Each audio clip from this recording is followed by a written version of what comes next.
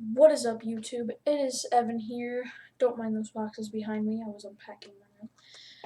And today we are going to be going over, my thoughts and opinions on Goosebumps Slappyworld #4. Please do not feed the weirdo. That was my phone. I'm sorry. So I guess we'll just jump right into my summary. And by summary, I mean where I spoil everything, which I haven't been saying in my other reviews. So sorry about that. But spoiler warning. You have been warned. So our book starts off with our main protagonists named Jordan and his sister Carla at a carnival place called Carnival World. Sorry, it's been a while since I've read this book. Like, not that long, but like a couple days. And normally I film these reviews like right after I finish the book. So if I need to look through the book at something, that's why. So they went to Carnival World for a day, and they go on this scary ride called like the Tunnel of Fear, which of course our main character is a scaredy cat and doesn't want to go on, but his sister makes him. So that's a thing. But there's not really, like, I'm pretty sure it's this book. Yeah, there's not a lot of bickering between the two siblings. It's mostly them against the monster. And I know if anyone's ever heard me talk about this book in like real life or whatever, you know that the first time I read this book I hated it. And I've only read it twice now because I just reread it for this review. I think that it's definitely better than last time I read it, which I will elaborate on. So, we'll get back to the synopsis. So they're at Carnival World, and they go on this Tunnel of Fear, and of course the main character's scared, and the ride kind of breaks down, and they have to find a way out, which they do. And they get out, and there's the owner of the carnival. It doesn't matter what his name is. He's not important that much. But anyway, he gives them candy bars for the ride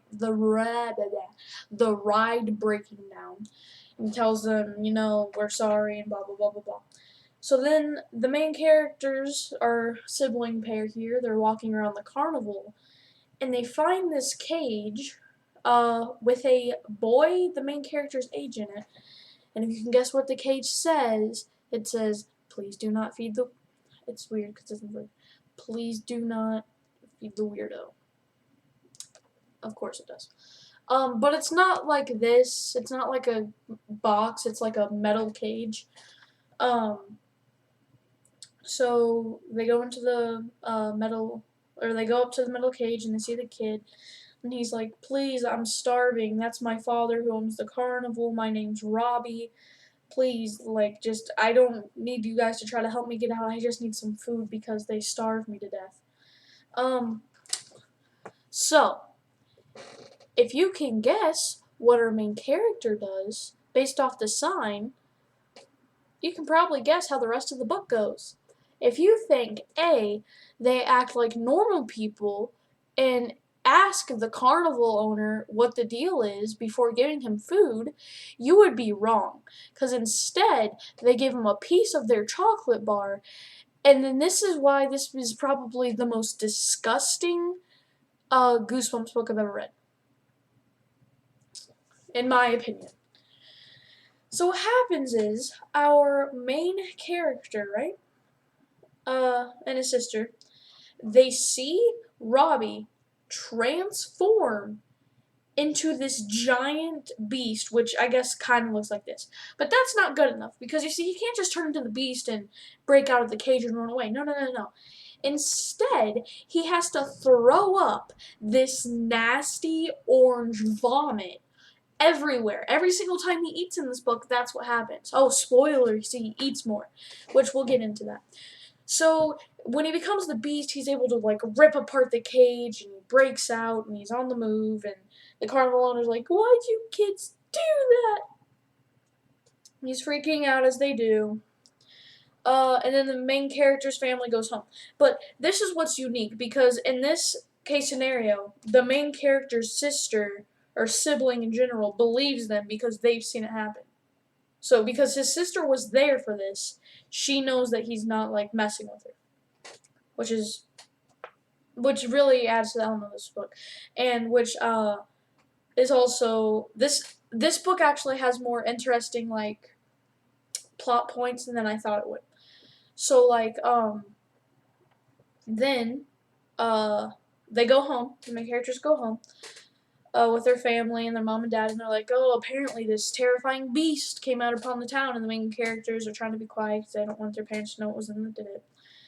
And they eventually get to their house, and their parents and his sister go grocery shopping. And wouldn't you know it, Robbie shows up and is banging on our main character's window. Obviously trying to mess with him again. So that's what they do. The main character lets Robbie in and is like, "What do you want? You're terrible. Like, what are you doing?" And he goes, I wanted to apologize because what I did was wrong. But please, I'm starving. Can I please just get a snack?" And our main characters, who saw what he became last time, give him food.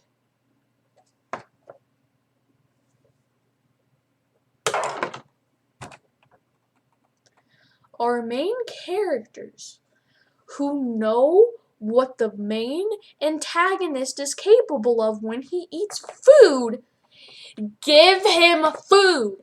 They pour him a bowl of Cheerios, and then instead of saying, "Okay, get out," they offer him a sandwich. And this is the person we're supposed to be rooting for. What?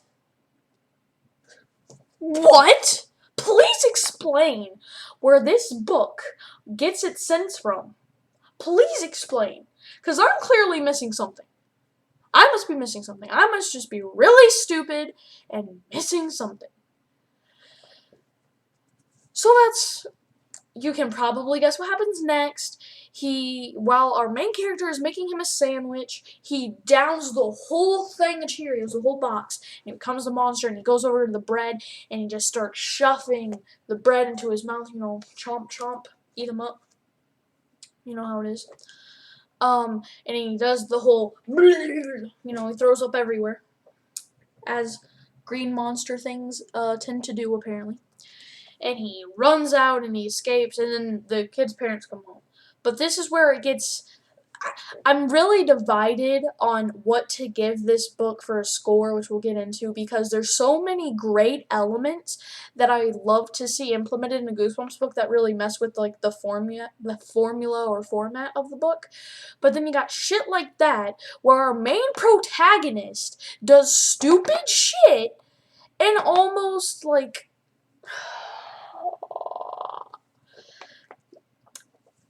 But I digress. What happens? The family comes home, and of course, the sister knows what's going on, so she believes her brother, and they tell their parents, and they promise that they're not lying. And so then they go to the carnival to try to tell the carnival owner, "Hey, the monster was here. You gotta capture him," and all that. So they go to the carnival, and of course, it's closed by now. It's like way later at night.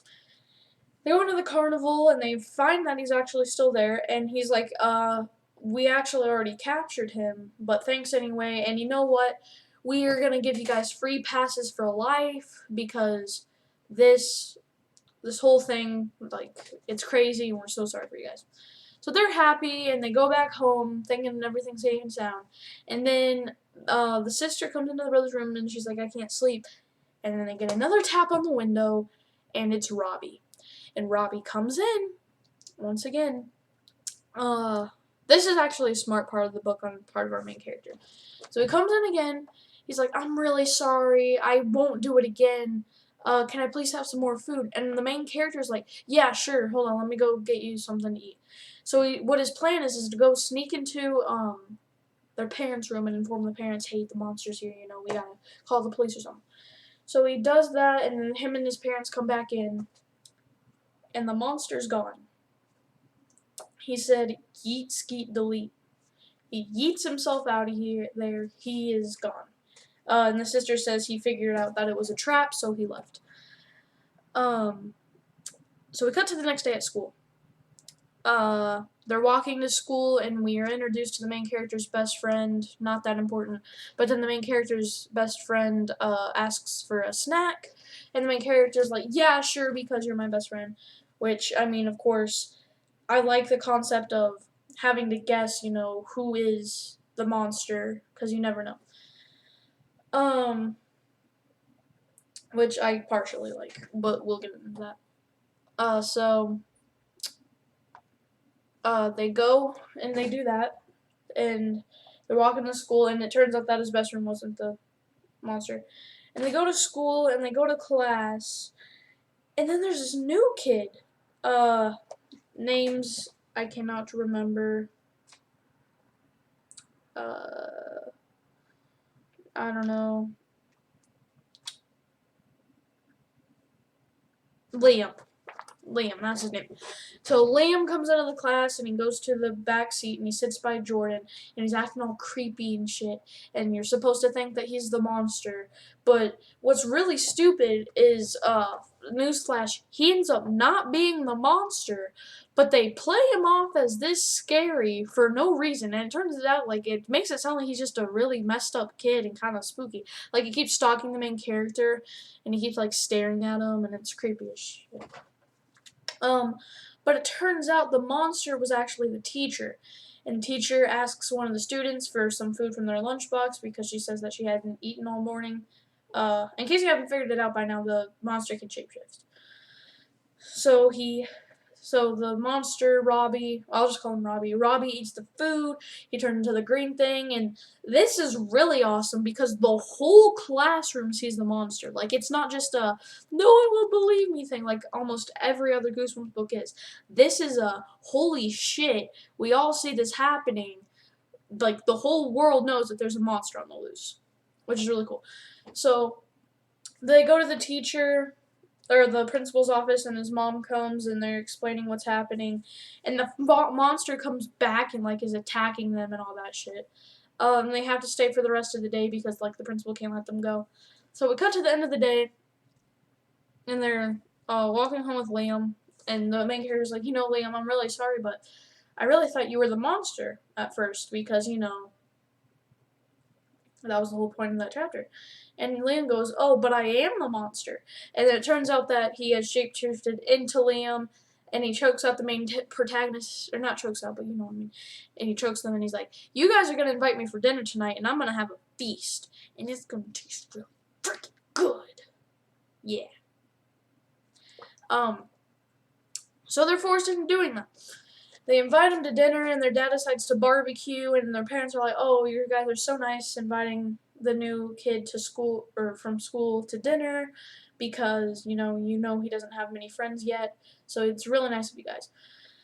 So, of course, the dad starts making dinner, and the Robbie / Liam goes over to the grill, just starts shoving his face full of all that shit, and gets big, and he's like, roar, X3.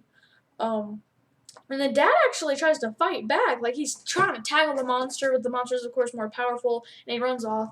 And they get back in contact with the owner of the carnival, and they come up with a plan to hopefully capture Robbie.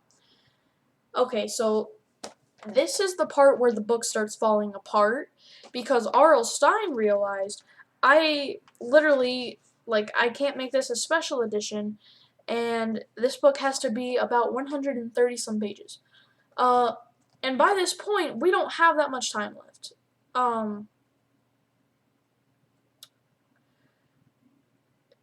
Yeah. So the plan. So on page 127, is where the climax begins. And this book has 135 pages. So there's practically no conclusion, but we'll get into that. So the plan is simple. Jordan's class is having a class picnic tomorrow at the school. So he says, okay, well, how about we invite him there, and then when he sees all the food, he'll definitely be lured over. You guys drop the cage on him, capture him, and we'll get him, is what our main character, Jordan, is planning to do.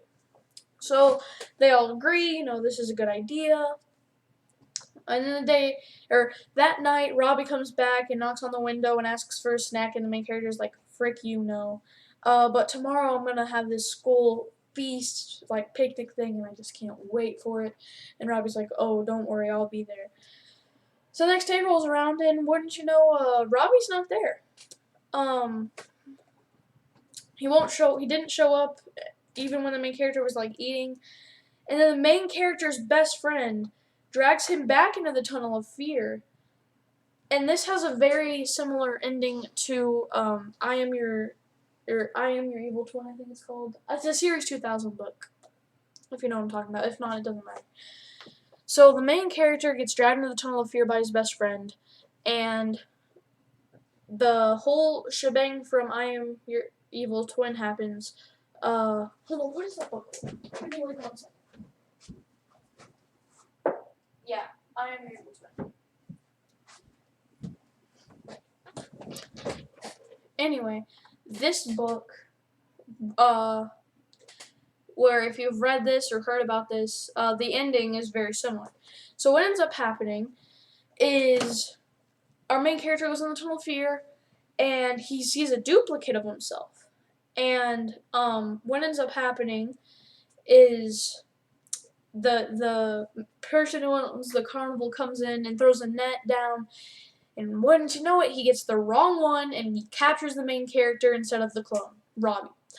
So the main character gets thrown into a cage, and gets the please do not be the weirdo sign, and that's where the book ends. There's no resolution, there's barely a climax, and it just feels like a pile of a bologna sandwich, if you catch my drift. So that about sums up, hang on guys, my thoughts and feelings on, or my summary on Please Do Not Feed the Weirdo. Now, we'll get into what I liked, what I didn't like, and all that. So what I like how in this book, the whole town, like, knew that there was a monster and it wasn't like a secret thing. I really liked that. I like how the main character sometimes came up with plans that actually sometimes worked.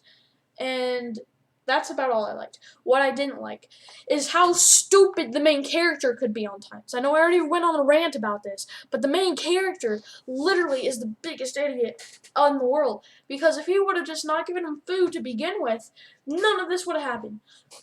But whatever, I understand. Goosebumps books got a goosebump. They're all dogs or something. You don't get that joke because you probably haven't watched Lennon Hawk's reviews. Whatever.